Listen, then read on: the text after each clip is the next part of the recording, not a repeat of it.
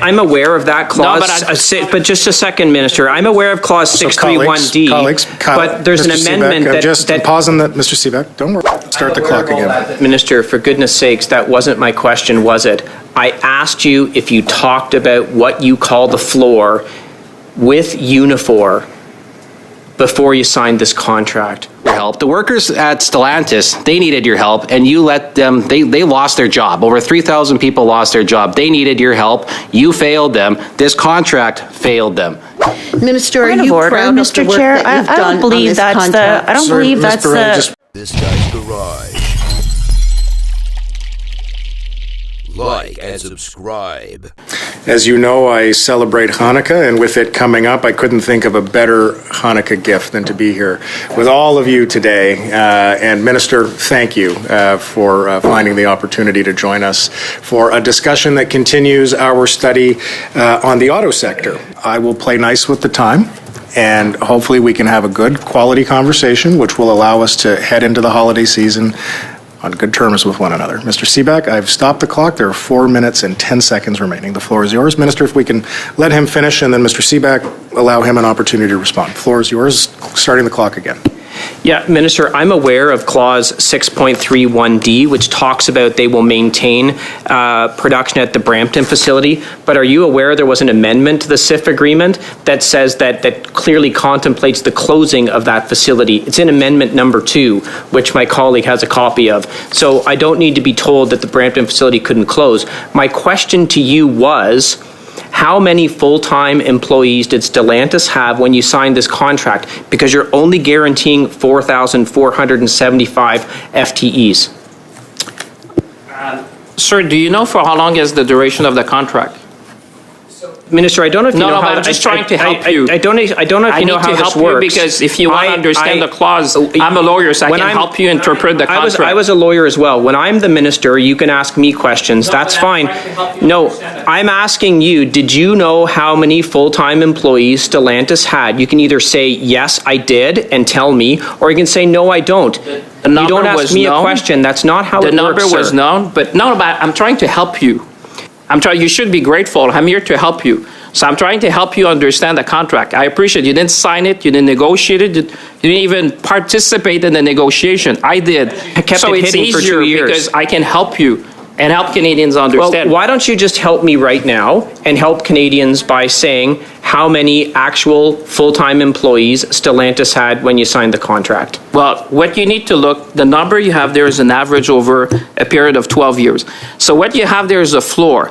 And I would say to you, you should refer to, if you seek legal advice, you would see that when you have these contracts with respect to the floor of employment, for the auto industry, they usually go for a decade. So what you have is that you have an average over a period of time.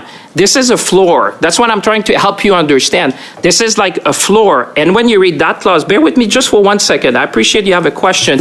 You need to read the other CIF agreement because they go together. There's a connection between the two CIF agreement, which is the Nexstar and the Stellantis. I really don't need you condescendingly telling me to read things. What it says is the recipient shall maintain an average of 4,475 FTEs in Canada during the work phase. We're in the work phase because work is being done.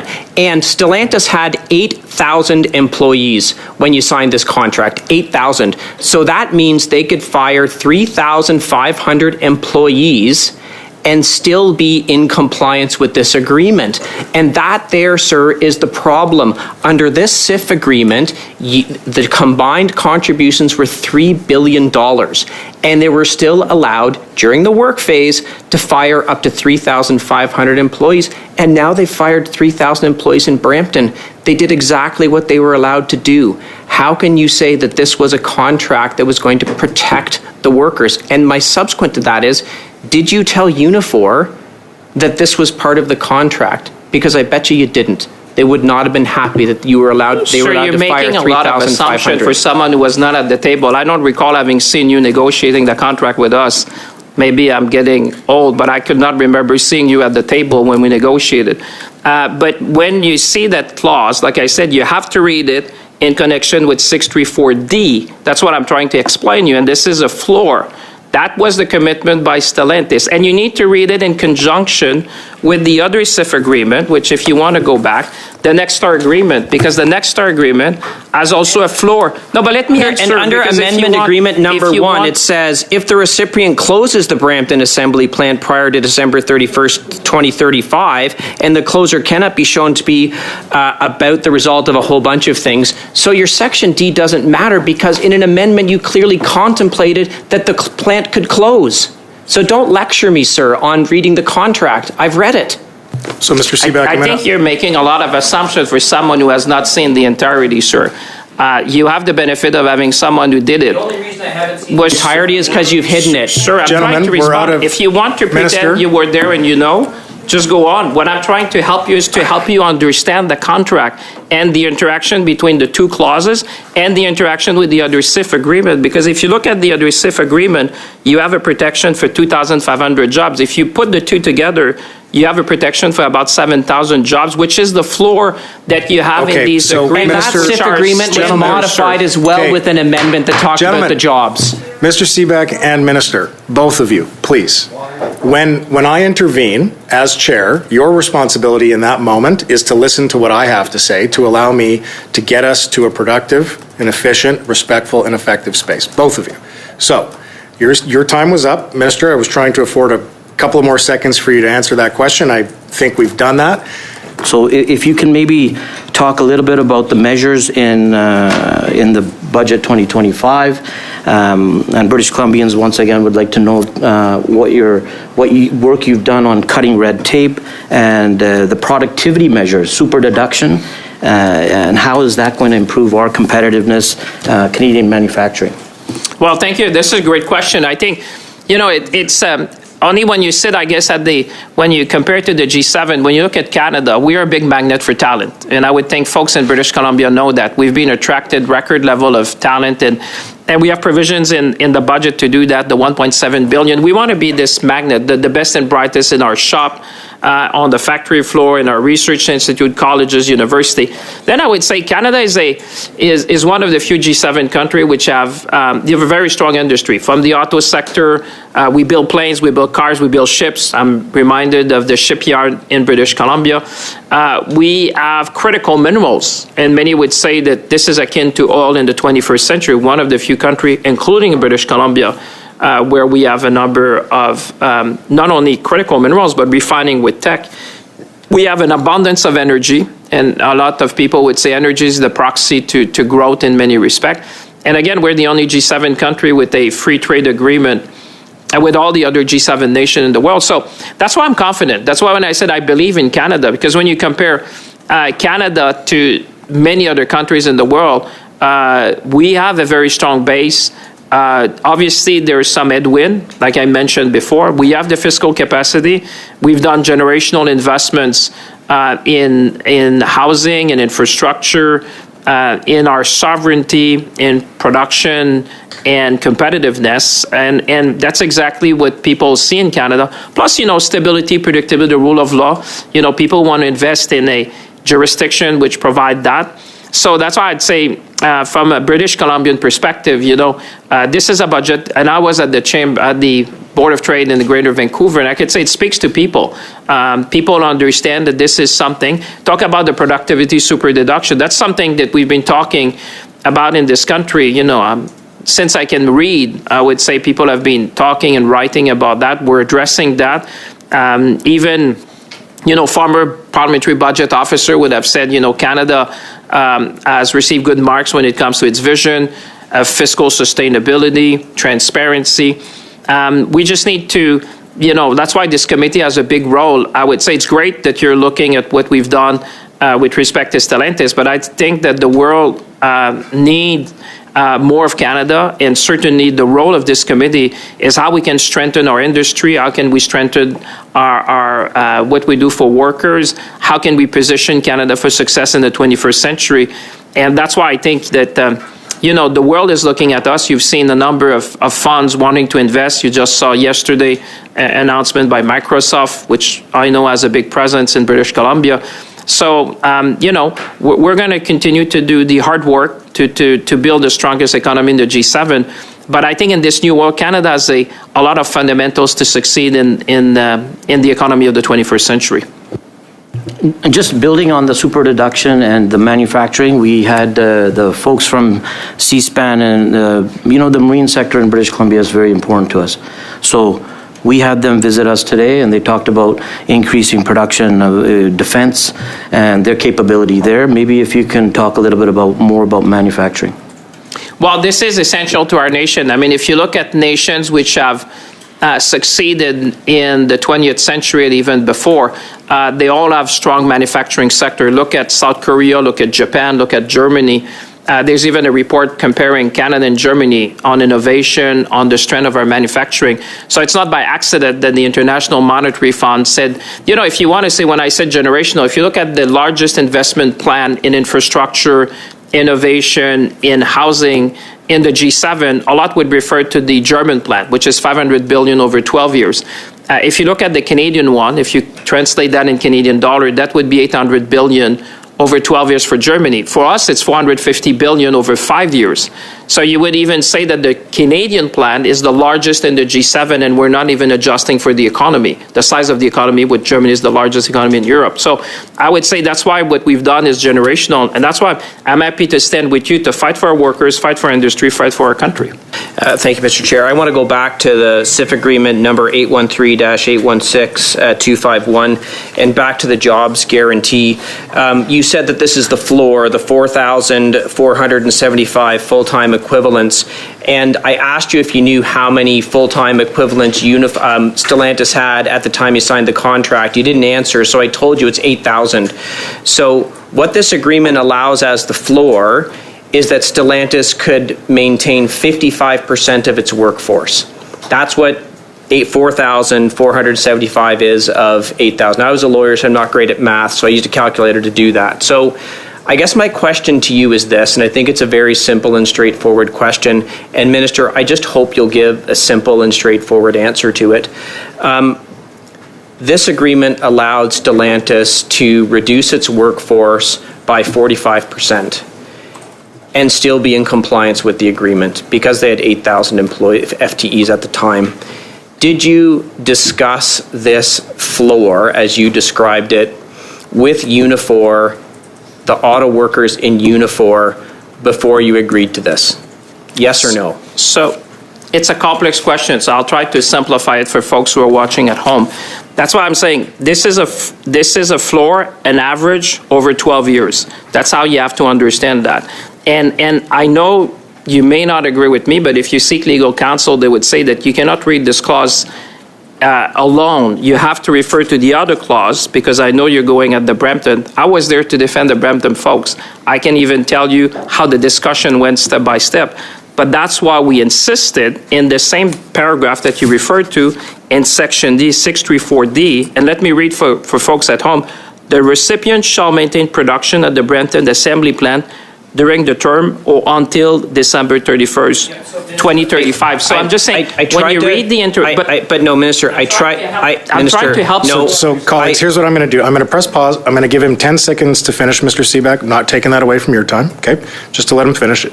10 seconds, Minister. Then I'm going to go to you, Mr. Seeback. Clock is stopped. And then we'll provide you the opportunity to follow up. Minister, just in 10 seconds to finish your thought. I'll do that in 10 seconds. So you have this clause, and you have to read the other CIF agreement with Nexstar, because these two agreements go hand in hand. So you have to read this clause, the other section, plus the other CIF agreement together. Okay. Start the clock again. Minister, for goodness sakes, that wasn't my question, was it? I asked you if you talked about what you call the floor with Unifor before you signed this contract. Were they aware that the floor could result in 45% of their workforce being let go before you signed the contract? It's a simple question, please. Yeah, but I don't agree with how you characterize it, because what I'm saying to you, it's an average over 12 years. That's why you have to look at this clause plus the other CIF agreement. If you want not to mislead Canadians, but Canadians at home are not sit here and be accused of misleading Canadians, sir. You won't answer a simple question. That's misleading Canadians. Did you discuss this clause? Did you discuss this clause with Unifor before you signed the agreement? Yes or no? Sir, what I'm saying to you, because you were not there, So that's the problem. You're asking a question, but you don't know what you're asking. What I'm telling you is that when we did this agreement, you have to read the next star agreement and you have to read the clause together. Seek legal opinion. My question. No, but I'm telling you, seek That's legal not opinion. my question. Did you discuss it with Unifor, yes or no? We had discussion with a number of stakeholders when we were negotiating. That negotiation. That's fine. You know what? I'll just take this clause and ask Lana Payne if you talked to her about it before you signed it. Probably talk to Lana Payne more often than you, sir, with respect. We'll see. I'm going to split my time with Mr. Guglielmin. So just for the record here, before you take the floor, Mr. Guglielmin, I have a minute 35 remaining on the allocated time. Okay, sir? Thank you. I'll start it now. Minister, CIFA Agreement Amendment Number 1, subsection 3, paragraph 4. You're clearly already talking about possible closure of the Brampton plant for Stellantis. Did you know that jobs would be at risk or there were going to be layoffs or plant closures before you signed the contract? Sir, when we negotiated that contract was to make sure we have protection for the employees because, like, again, I'm trying to help your colleagues understand this was not negotiated alone. This was negotiated with the Next Star Agreement because that's Respectfully, why Minister, they're guarantor. the question was if you knew there was already the intention to have layoffs at the plant, because you clearly considered it in an amendment. There was no intention. There was no intention for, that's why I'm trying to explain to you, because when you've been part of negotiating these contracts, you have an average over a decade. Minister, did you let Unifor know that their jobs were going to be at risk when you signed this contract? What I can tell you, at every step of the way, we fought for the workers to have the strongest protection for their jobs, for the investment, and making sure that Stellantis would invest. And that's what I'm saying. When you look at the interaction between these two contracts, that's what you need to do. Minister, I'll give you another quick one. Yes or no answer, please. We're committing billions to Stellantis. Were there preclusions for Stellantis to pay executive bonuses in the contract? So I'd like, which billions are you referring to? Because like I told you, if you go to the public accounts of Canada, what has been disbursed under the special contribution agreement is Minister, $40 billion. you said $9 billion. So regardless of how much has already been dispersed, was there a preclusion in the contract for them not to hand that money over in executive bonuses, those public funds? Yes, Sir, or no? there's a That's going number to be of the last covenants. question. I'm going to give you an opportunity to answer it, Mr. Well, I'd say there's a number of covenants in the agreement that protect workers, that protect Canada, and I would refer you to the public accounts of Canada. But I guess Okay, Mr. nothing to Guglielmin, protect. I apologize that we're now 20 over. As everybody remembers, the Harper government gave $14 billion taxpayer money as a support to GM and Chrysler. 4,000 jobs lost at GM in both facilities in Oshawa and Windsor, and 2,000 to 3,000 jobs in Chrysler, and many other thousand jobs in the supply chain. And when the Harper government bailed GM and Chrysler with no strings attached and no jobs guarantees, it ultimately led to plant closures as well, in both in Oshawa and in Windsor. So speaking of those, what lessons did the government learn when we are negotiating these contracts? Well, thank you for asking the question, and I guess Canadians can judge for themselves, but when you have a contract, and I'm happy because colleagues have referred to one particular agreement, Mr. Chair, and I would want, for those watching at home, if you want to have the full agreements, they are, because there's different agreements, and there's a lot of assertion being made here without having legal counsel providing counsel to what is being said. But what you're looking is that if you look at the contract, the benefit commitments, so just for people watching at home, it's over, I'm just counting the page, 3, 4, it's over about 4 pages of undertakings that the company has. It's not only with respect to jobs, which obviously we're going to fight for that, but it's also with respect to a number of undertakings with respect to R&D investment in Canada, capital expenditure in Canada, making sure they would reduce the environmental impacts, creation of an environmental sustainability plan, and supply chain in Canada, limiting the work they can do outside of Canada, and we have even guarantors to that. So I would say that over time, the legal profession has certainly evolved in terms of providing the set of tools that you need in the toolbox to protect. And what I want to stress to people watching at home, these agreements have undertakings for more than a decade. So I would say that this agreement is much more solid that what would have been done in the past, I would say, with respect to that, because it not only you have to read this agreement, which I've tried to explain to my colleagues if they want to go to the bottom of this, but you have to read the special contribution agreement with Nexstar, the agreement with Nexstar, and understand the interaction between these contracts. And that's where you have the full view of the contractual undertakings that were taken by Stellantis and its affiliates. So that's why I was trying to help the colleagues better understand, because I serve at the time to lead the negotiation and therefore understand, because I was there at the time, the interaction. And that's why I say before people jump to conclusion, they would really have to read these contracts together. But I would say what we've done with the officials, I think you have solid protection. And that's why we, like I said, it's unacceptable what we have seen from Stellantis.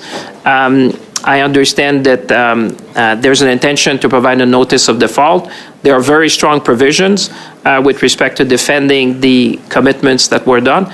And yes, during the negotiation, there was a lot of interaction with the workers, with the company, to make sure that we would, at the time, have the best possible deal to protect the Brentham facility, protect the Windsor facility, get a battery plant, and at the same time, really having a very, I would say, a number of provisions that would really guide us with respect to the disbursement. Because what colleagues don't want to hear, and that's why I brought the public account of Canada, when people talk about billions, it's good for Canadians to know that the public accounts of Canada would be very clear. There's 40 million that has been disbursed under the special contribution agreement.